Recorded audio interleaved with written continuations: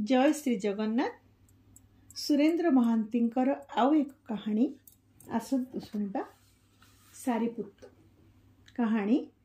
सारीपुत्त सारीपुत्त फेरी आसुची। भिक्षु सारीपुत्त नुहे, बुद्धंकर शिष्य शिरोमणि सारीपुत्त नुहे, रूपश्रीर पुत्र सारीपुत्र फेरी आसिब आज जननीर शून्य कुटीर को। मुकुलित आम्रोद्यान रे कोकिलर कुहुरब अशांतरु अशांततर होई उठुची।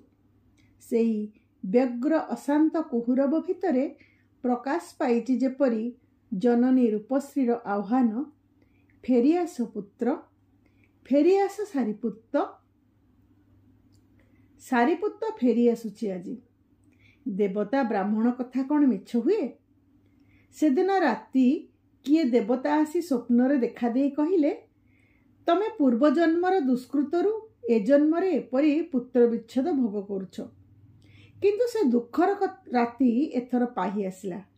रूपश्री, देवद्विजर भक्ति रख, ब्राह्मण को सुवर्ण दान कर, सारीपुत्त फेरी आसिब निश्चय। राति सेतबेल को तथापि थाए आउरी बाकी। रूपश्रीर आखिरे आउ पलक पड़िला नहीं। सकाळर अपेक्षारे से खाली बिछणारे पड़ी छटपट हेउथाए।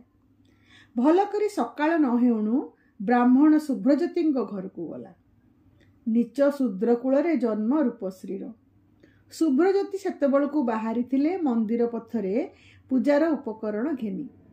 पथ पार्श्वरे शूद्राणी रूपश्री को देखी विरक्त होई कहिले, देखि पारु नाहु पापियसी, पूजा उपकरण घेनी मो विष्णु को मंदिर को जाउची, तोर छाया पड़ी सब अपवित्र ही गला जे। शूद्राणी रूपश्री अनुनयर कंठरे कहिला, मते क्षमा करंतु ब्राह्मण। शुभ्रज्योतिए मोर अपराध होईची। तापर छिन्न मलिन परिधान रे अंतरालरु तार केते गोटी बहु दिनरु संचित स्वर्ण मुद्रा काढ़ी शुभ्रज्योति पाद तले रखी से कहिला, नियाश्री हीन कपाली मु ब्राह्मण, आपण पाखक आसीची गोटे परामर्श पाई। शुभ्रज्योतिंकर गଳାर स्वर नरम हो गला। से आश्वासना और दंभ शुणी कहिले, कौन हेची मते कुह रूपश्री, दुखरे अधीर हुओ ना। प्राणीर दुख अपनोदन करबा तो ब्राह्मणर कर्तव्य। ए स्वर्ण मुद्रारे बा की प्रयोजन थिला?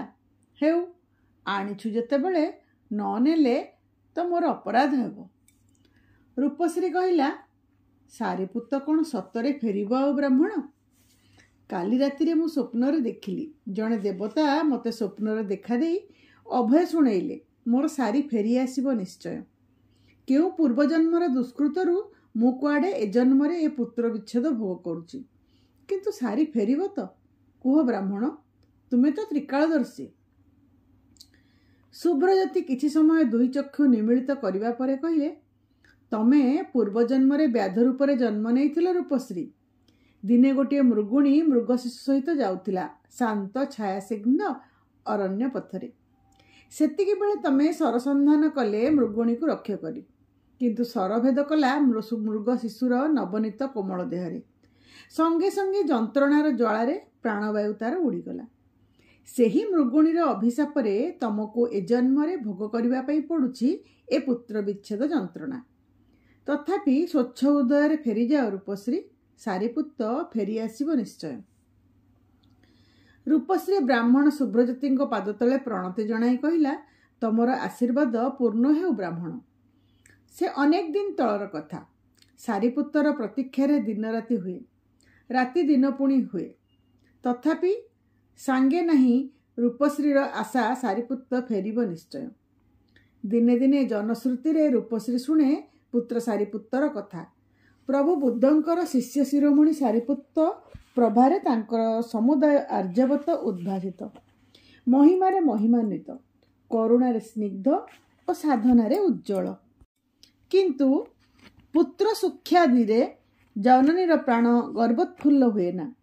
प्राणर निभृत कंदरे तार जागी उठे अस्पुष्ट नीरव प्रार्थना, सारीपुत्त को सद्बुद्धि दियो भगवान। ए मतिभ्रमरु अधे पुत्र को तार रक्षा कर प्रभु। देवता ब्राह्मण निंदाठु बळी ଆଉ କି ଘୋରତର ପାପ ବା ଥାଇପାରେ? ମଣିଷ ଜନ୍ମ ମାତ୍ରେ ସମାନ, ଏହା କ'ଣ ହୋଇପାରେ କେବେ? ବେଦକୁ ଅସ୍ୱୀକାର କଲେ ସପ୍ତ ନରକରେ ସୁଦ୍ଧା ସ୍ଥାନ ମିଳିବ ନାହିଁ ଯେ। ହେ 10 ଦିଗପାଳ, ହେ 33 କୋଟି ଦେବତା, ସାରିପୁତ୍ତକୁ ମାର୍ଜନା କର, ସଦ୍ବୁଦ୍ଧି ଦିଅ ତାକୁ।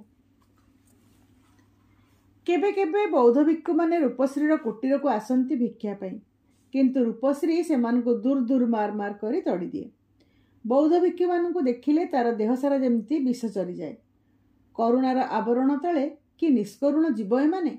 ଘର ନାହିଁ, ଦ୍ୱାର ନାହିଁ, ମା ନାହିଁ, ପୁଅ ନାହିଁ, ଝିଅ ନାହିଁ, ମାୟା ନାହିଁ, ମମତା ନାହିଁ। ଅଥଚ କିଏ ଏମାନଙ୍କୁ କହିଥିଲା ଏ ପୃଥିବୀକୁ ଆସି ପୃଥିବୀର ଦୁଃଖ ସାଙ୍ଗରେ ଅଶାନ୍ତିର ଭାର ବଢ଼େଇବା ପାଇଁ? ରୂପଶ୍ରୀ କେବେ ଅବଶ୍ୟ ବୁଦ୍ଧଙ୍କୁ ଦେଖି ନାହିଁ, କିନ୍ତୁ ଶୁଣିଛି ସେଦିନ କୁଆଡ଼େ କି ଗୋଟିଏ ପୂର୍ଣ୍ଣମୀର ରାତ୍ରି। କପିଳାବସ୍ତୁ ରାଜପ୍ରସାଦରେ ସମସ୍ତେ ଯିଏ ଯୁଆଡ଼େ ଶୋଇପଡ଼ିଲେଣି। ସୁକୁମାରୀ ଗୋପା ସ୍ୱାମୀଙ୍କ ବାହୁ ଉପରେ ପୁଷ୍ପିତ କବରୀର ଭାର ରଖି ଶୋଇପଡ଼ିଛନ୍ତି। ଗୋପାଙ୍କ କୋଳରେ ଶିଶୁ ରାହୁଳ ମଧ୍ୟ ନିଦ୍ରା ଅଚେତନ। ରାତ୍ରିର ସେ ନିସ୍ତବ୍ଧ ପ୍ରହରରେ ଗୌତମ ଗୋପାଳଙ୍କ ମୁଣ୍ଡ ନିଜ ବାହୁ ଉପରେ ଖସାଇ ନେଲେ। ତାପରେ ସନ୍ନ୍ୟାସୀର ଗୈରିକ ବସନ ପିନ୍ଧି ବାହାରିଲେ କପିଳାବସ୍ତୁର ସୁପ୍ତ ରାଜପଥରେ। ଆଉ ପଛରେ ରଖିଗଲେ ଏକ ବିରାଟ ଅଶାନ୍ତି, ଶେଷହୀନ ହାହାକାର ଓ ତୃପ୍ତିହୀନ ତୃଷ୍ଣା। ଯେତେଥର ରୂପଶ୍ରୀ ଗୋପାଙ୍କ କଥା ଭାବିଛି, ସେତେଥର ରାଜରାଣୀ ଗୋପାଙ୍କ ଦୁଃଖରେ ପ୍ରାଣ ତାଙ୍କର କାନ୍ଦି ଉଠିଛି। ଶିଥିଳ ରକ୍ତହୀନ ଦୁଇ ଗଣ୍ଡ ଉପରେ ବହି ଆସିଛି ଦୁଇଧାର ଲୁହ। ସାରିପୁତ୍ତ ଦିନେ ବିବାହ କରିଥାନ୍ତା, ଘରକୁ ଆସିଥାନ୍ତା ପୁତ୍ରବଧୂ। ତାର ଶୁଭ କଙ୍କଣ ଧ୍ୱନିରେ ରୂପଶ୍ରୀର ରିକ୍ତ ଶୂନ୍ୟ ଜୀବନର ହାହାକାରମୟ କୋଣ ଅନୁକୋଣ ମୁଖରିତ ହୋଇ ଉଠିଥାନ୍ତା। ତାପରେ ଆସିଥାନ୍ତେ ବସନ୍ତର ନବମୁକୁଳ ପରି କେତେ ଶିଶୁ କୋଳାହଳ କରି। ଶୀତଶୀର୍ଣ୍ଣ ଧରଣୀରେ ବସନ୍ତର କଳରବ ପରି ରୂପଶ୍ରୀର ଜୀବନରେ ମଧ୍ୟ ଆସିଥାନ୍ତା ବସନ୍ତ। କିନ୍ତୁ ହେଲା ଆଉ କେଉଁଠୁ? ସବୁ ସ୍ୱପ୍ନ ଖାଲି ସ୍ୱପ୍ନରେ ହିଁ ରହିଗଲା। ସାରିପୁତ୍ତ ହେଲା ଘରଛଡ଼ା ଉଦାସୀ। ଦିନ ଆସି କେତେ ହେଲାଣି ମ? ରୂପଶ୍ରୀ ତରତର କରି ବିଛଣା ଉପରେ ଉଠି ବସିଲା। ନା, ଆଜି ଆଉ ସେ କାହା ଦୁଆରକୁ ଯିବ ନାହିଁ ପାଇଟି କରି। ଆଜି ଯେ ସେ ତାର ହଜିଲା କୋଟିନିଧି ପୁଣି ଫେରି ପାଇବ। ଆଉ ରହିବ ନାହିଁ ଦାରିଦ୍ର୍ୟ, ଅଭାବ ଓ ଦୁଃଖ। ଚାଳ ଉପରେ ଶୁଭ କାଉଟିଏ କା କା ହେଉଛି। ରୂପଶ୍ରୀ ଉଠିଯାଇ ମୁଠାଏ ଚାଉଳ ରଖିଦେଲା ଦୁଆର ମଝିରେ। କାଉ ଆସି ଗୋଟିଏ ମୁଠା ଚାଉଳ ଖୁମ୍ପି ନେଇ ପୁଣି ଉଡ଼ିଗଲା ଚାଳ ଉପରକୁ। ଶୁଭ କାଉ କଥା କେବେ ମିଛ ହୁଏ ନାହିଁ। ସାରିପୁତ୍ତ ଫେରି ଆସୁଛି ଆଜି ରୂପଶ୍ରୀର କୋଳକୁ। ଏତେ ଦିନ ଏତେ ଆଶା ତ ମିଛ ହେଇଛି। ଆଜି ଯଦି ଆଗ ପରି ସବୁ ମିଛ ହୋଇଯାଏ? ରୂପଶ୍ରୀର ଛାତି ଦମ ଦମ ହୋଇ ପଡ଼ିଲା। ନା ନା, ଶୁଭ କାଉର କଥା କ'ଣ କେବେ ମିଛ ହୁଏ? ସେଦିନ ରୂପଶ୍ରୀ ସାରା ଦିନର ପେଟପାଟଣା ପରେ କୁଡ଼ିଆ ଦୁଆରେ ବସି ଚାହିଁଥିଲା ଦୂରର ଅଙ୍କା ବଙ୍କା ରାସ୍ତା ଆଡ଼େ। ସେଇ ରାସ୍ତାରେ ସାରିପୁତ୍ର ଦିନେ କୁଆଡ଼େ ଚାଲିଗଲା, ଆଉ ହୁଏତ ଫେରିବ ନାହିଁ। କିନ୍ତୁ ଶୁଭ୍ରଜ୍ୟୋତି ତ ବାରମ୍ବାର ସାନ୍ତ୍ୱନା ଦିଅନ୍ତି ତାକୁ। କେଜାଣି ହୁଏତ ଫେରିପାରେ। ଓଃ, ସେ ଅନେକ ଦିନ ତଳର କଥା। ନାଳନ୍ଦାରୁ ଦଳେ ଅଭିନେତା ସବୁଆଡ଼େ ବୁଲି ବୁଲି ନିର୍ବାଣ ନାଟକର ଅଭିନୟ ଦେଖାଉଥାନ୍ତି। ଦିନେ ଅଭିନୟ ଦେଖିଯିବା ପାଇଁ ସାରିପୁତ୍ତ ଅଡ଼ି ବସିଲା। ରୂପଶ୍ରୀ ସେଥିରେ ବାଧା ଦେଲା ନାହିଁ। ଅଭିନୟ ଦେଖି ଫେରିବା ପରେ ସାରିପୁତ୍ତ ପାଲଟିଗଲା ଯେମିତି ଗୋଟିଏ ଭିନେ ମଣିଷ। ସେଦିନ ସାରିପୁତ୍ତ ସବୁଦିନ ପରି ଗୋଠକୁ ଗାଈପଲ ଧରି ଗଲା ନାହିଁ, ଗାଧେଇଲା ନାହିଁ କି ଖାଇଲା ନାହିଁ। ରୂପଶ୍ରୀର ଲକ୍ଷେ ପ୍ରଶ୍ନ, କ'ଣ ହୋଇଛି ତାର? କିନ୍ତୁ ସାରିପୁତ୍ତ କୌଣସି ଉତ୍ତର ଦେଲା ନାହିଁ। କେତେବେଳେ ପରେ ସାରିପୁତ୍ତ ପଚାରିଲା, ତୁ କ'ଣ ଦିନେ ମରିଯିବୁ ବୋଉ? ରୂପଶ୍ରୀ ହସି ହସି ଜବାବ ଦେଲା, ସେ ଆଉ ନୂଆ କଥା କ'ଣଟେ ବାପ? ଦେବତାମାନେ ସୁଦ୍ଧା ଜନ୍ମ ହେଲେ ମରନ୍ତି। ସାରିପୁତ୍ତ ପଚାରିଲା, ମୁଁ ବି ଦିନେ ମରିଯିବି ବୋଉ।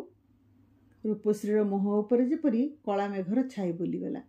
ସେ କାନ୍ଦ କାନ୍ଦ ହୋଇ ସାରିପୁତ୍ତକୁ ଛାତି ଉପରେ ଚାପି ଧରି କହିଲା, ସେ କଥା ଆଉ କେବେ କହିବୁ ନାହିଁ ରେ ଧନ।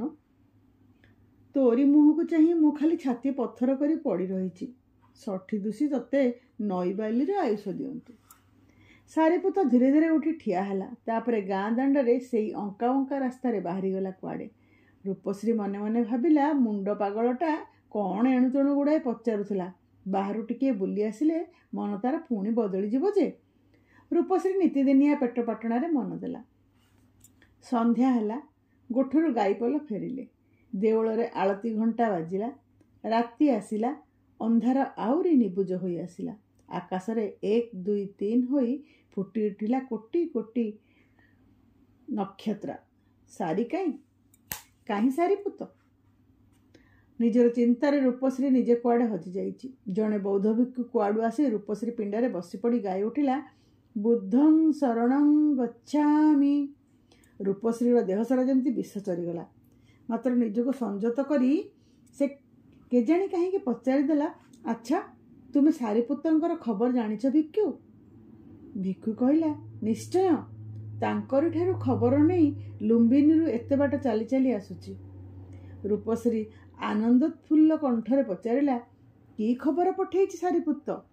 କୁହ ଭିକ୍ଷୁ, ତାରି ପାଇଁ ତ ମୁଁ ଚାତକ ପରି ଚାହିଁ ବସିଛି। କୁହ ଭିକ୍ଷୁ, ତାର ସବୁ କୁଶଳ ତ? ଭିକ୍ଷୁ କହିଲା, ଆସନ୍ତା ଫାଲ୍ଗୁନ ପୂର୍ଣ୍ଣିମା ଦିନ ସେ ଫେରି ଆସିବେ ବୋଲି ମୋ ହାତରେ ଖବର ପଠେଇଛନ୍ତି ମା। ସେଦିନ ରୂପଶ୍ରୀ ଦ୍ୱାରରୁ ଭିକ୍ଷୁ ତଣ୍ଡୁଳର ଭାର ଭିକ୍ଷୁ ବୋହିପାରିଲା ନାହିଁ। ଏଇ ଘରଛଡ଼ା ଭିକ୍ଷୁମାନଙ୍କ ପ୍ରତି ରୂପଶ୍ରୀର ପ୍ରାଣ କିପରି ଅସ୍ୱାଭାବିକ ଭାବେ କୋମଳ ହୋଇ ଉଠିଲା। ସେଦିନ ଫାଲ୍ଗୁନ ପୂର୍ଣ୍ଣିମା। ପୂର୍ଣ୍ଣଚନ୍ଦ୍ର ଉଠୁଛି ରାଜଗୃହ ସୀମାନ୍ତରେ ବନଶୀର୍ଷ ଉହାଡ଼ରୁ। ରୂପଶ୍ରୀ ସେହି ପୂର୍ଣ୍ଣଚନ୍ଦ୍ର ଆଡ଼େ ଚାହିଁ ସ୍ୱପ୍ନର ଜାଲ ବୁଲି ଚାଲିଛି। ପୁଣି ତାର ଭଙ୍ଗା ସଂସାର ସୁନାର ହସରେ ହସି ଉଠିବ। ସାରିପୁତକୁ ବିବାହ ନ ଦେଇ ସେ ଛାଡ଼ିବ ନାହିଁ ଏଥର। ସେଇ ଯେଉଁ ଚମ୍ପାଗୁରି ଝିଅଟି ଉପାଳି। ଅନେକ ଦିନରୁ ରୂପଶ୍ରୀ ତା କଥା ଭାବି ଠିକ୍ କରି ରଖିଛି। ଉପାଳିର କଳା ଆଖିର ସ୍ୱପ୍ନ ଜାଲରେ ଥରେ ଧରା ପଡ଼ିଲେ ସେ କ'ଣ ଆଉ କେବେ ଏ ଘରଛଡ଼ା ଭିକ୍ଷୁଙ୍କ ଦଳରେ ମିଶିବ? ହେ ଭଗବାନ, ଏଥର ଯେମିତି ତା କୋଟିନିଧି, ତା ହାରାନିଧି ହାତକୁ ଆସି ପୁଣି ହାତଛଡ଼ା ନ ହୁଏ। ପୂର୍ଣ୍ଣମୀର ଚନ୍ଦ୍ର ଦିଗ୍ବଳୟର ବହୁତ ଉପରକୁ ଉଠି ଆସିଲାଣି। ରୂପଶ୍ରୀ ମନର ଆକାଶରେ ଆଶଙ୍କାର ଛାଇ କ୍ରମେ ଦୀର୍ଘରୁ ଦୀର୍ଘତର ହୋଇ ଉଠୁଛି। ଏତିକିବେଳେ ଦୂରରୁ କାହାର କଣ୍ଠ ଶୁଭିଲା, ବୁଦ୍ଧଂ ଶରଣଂ ଗଚ୍ଛାମି। କାହାର ଏ କଣ୍ଠସ୍ୱର? ଏ ଯେ ସାରିପୁତ। ରୂପଶ୍ରୀ ଉଠିପଡ଼ି ଧାଇଁଗଲା ପୂର୍ଣ୍ଣମୀର ଜ୍ୟୋତ୍ସ୍ନାଲୋକ ଭିତରକୁ। କଣ୍ଠରେ ତାର ଅଶାନ୍ତ ଚିତ୍କାର, ସାରିପୁତ। ଗୋଟିଏ ଶୀର୍ଣ୍ଣ ଲଣ୍ଡିତ ମସ୍ତକ ଜରାଜୀର୍ଣ୍ଣ ଭିକ୍ଷୁ ରୂପଶ୍ରୀର ପାଦତଳେ ମୁଣ୍ଡ ନୁଆଇଁ ପ୍ରଣିପାତ କଲେ। ରୂପଶ୍ରୀ ବ୍ୟଗ୍ର ଭାବରେ ପଚାରିଲା, କୁହ ଭିକ୍ଷୁ, ସାରିପୁତ କାହିଁ? ଆଜି ପରା ଫାଲ୍ଗୁନ ପୂର୍ଣ୍ଣିମା। ଭିକ୍ଷୁ ଜବାବ ଦେଲା, ମୁଁ ଯେ ସାରିପୁତ ମା। ରୂପଶ୍ରୀ କାନ୍ଦ କାନ୍ଦ ହୋଇ କହିଲା, ନା, ମୋ ସାଙ୍ଗରେ ଆଉ ଛଳନା କରନା ବାପ। କୁହ, ମୋର ସାରି କାହିଁ? ଭିକ୍ଷୁ ସ୍ମିତ ହସି କହିଲେ, ମୁଁ ଯେ ତମରି ସାରିପୁତ ମା, ଲୁମ୍ବିନୀରୁ ଆସୁଛି। ଏଇ ସାରିପୁତ? ଏଇ ଲଣ୍ଡିତ ମସ୍ତକ ଜରାଜୀର୍ଣ୍ଣ କଙ୍କାଳସାର ଭିକ୍ଷୁ? ମୁହଁରେ ପୁଣି ସେଇ ଅଲକ୍ଷଣା ଘରଭଙ୍ଗା କଥା, ବୁଦ୍ଧଂ ଶରଣଂ ଗଚ୍ଛାମି। ଏଇ ଯେମିତି ତାର ଭଙ୍ଗା ସଂସାରର ବିକଟ ଉପହାସ, ତାର ସ୍ୱପ୍ନର ସମାଧି। ସେ ତ ସାରିପୁତକୁ ଚାହିଁ ନଥିଲା। ରୂପଶ୍ରୀର କଣ୍ଠ ହଠାତ୍ କଠୋର ହୋଇ ଆସିଲା। ସେ ପଚାରିଲା, କୁହ ଭିକ୍ଷୁ, ମୋଠାରେ ବା କି ପ୍ରୟୋଜନ? ତୁମେ ପ୍ରଭୁ ବୁଦ୍ଧଙ୍କର ଶିଷ୍ୟ ଶିରୋମଣି, ସାଧକ ଶ୍ରେଷ୍ଠ ସାରିପୁତ, ଆଉ ମୁଁ ଦୀନା ହୀନା ପୁତ୍ରହୀନା ଏକ ଜନନୀ। କ'ଣ ବା ଅଛି ମୋର? କି ଭିକ୍ଷା ବା ମୁଁ ଦେବି ତୁମକୁ? ବାଳିକା ସୁଲଭ ଅଭିମାନରେ ବୃଦ୍ଧା ରୂପଶ୍ରୀର କଣ୍ଠ ଥରି ଥରି ଉଠିଲା। ସାରିପୁତ କହିଲେ, ଗୋଟିଏ ଭିକ୍ଷା ନେଇ ମୁଁ ଆସିଛି ମା। ଗୌତମୀ ପ୍ରଜାପତିଙ୍କୁ ସଂଘରେ ଯୋଗ ଦେବା ପାଇଁ ପ୍ରଭୁ ଆଜ୍ଞା ଦେଇଛନ୍ତି। ତାଙ୍କର ସହକର୍ମିଣୀ ରୂପେ ମୁଁ ତୁମକୁ ଚାହେଁ ମା, ମୋର ସେଇ ଭିକ୍ଷା। ରୂପଶ୍ରୀ ଆହତ ଦୃଷ୍ଟିରେ ଚାହିଁଥିଲା ଫାଲ୍ଗୁନ ପୂର୍ଣ୍ଣିମାର ଚନ୍ଦ୍ର ଆଡ଼େ। ସାରିପୁତ କହିଲେ, କୁହ ମା, ବୁଦ୍ଧଂ ଶରଣଂ ଗଚ୍ଛାମି। ରୂପଶ୍ରୀ ରୁଢ଼ କଣ୍ଠରେ କହିଲା, ଫେରିଯାଅ ଭିକ୍ଷୁ। କୋଟି କୋଟି ପ୍ରାଣରେ ଅଶାନ୍ତି ଓ ଅତୃପ୍ତିର ଦାବାନଳ ଜଳାଇ ଯେଉଁ ସଂଘର ପ୍ରତିଷ୍ଠା, ସେ ସଂଘ ରହିବ ନାହିଁ ଭିକ୍ଷୁ। ଏ ମୋର ଅଭିଶାପ। ସାରିପୁତ କିଂ କର୍ତ୍ତବ୍ୟ ବିମୂଢ଼ କଣ୍ଠରେ କହିଲା, ମା। ରୂପଶ୍ରୀ ଅଭିମାନ ଭରା କଣ୍ଠରେ ଉତ୍ତର ଦେଲା, ଭିକ୍ଷୁର ମା ପୁଣି କିଏ? ସାରିପୁତ। ସାରିପୁତ ଶାନ୍ତ କଣ୍ଠରେ କହିଲେ, ନିର୍ବାଣ ଏକମାତ୍ର ପଥ। ପ୍ରଭୁ ବୁଦ୍ଧଙ୍କର ଏଇ ସଂଘ ମା। ନିର୍ବାଣ କ'ଣ ତମର ଅଭିପ୍ରେତ ନୁହେଁ ଜନନୀ? ରୂପଶ୍ରୀ କହିଲା, ଫେରିଯାଅ ଭିକ୍ଷୁ, ମୁଁ ଚାହେଁ ଜୀବନ, ନିର୍ବାଣ ନୁହେଁ। ରୂପଶ୍ରୀ ଫେରି ଆସିଲା ତାର ସେହି ଭଙ୍ଗା କୁଡ଼ିଆ ଆଡ଼େ। ସାରିପୁତ୍ତ ରାତିର ଅସସରି ଛାୟା ପରି ମିଶିଗଲେ ଫାଲ୍ଗୁନ ପୂର୍ଣ୍ଣିମାର ଜ୍ୟୋତ୍ସ୍ନା ଭିତରେ। ଆପଣମାନେ ଶୁଣୁଥିଲେ କାହାଣୀ ସାରିପୁତ୍ତ। ଧନ୍ୟବାଦ।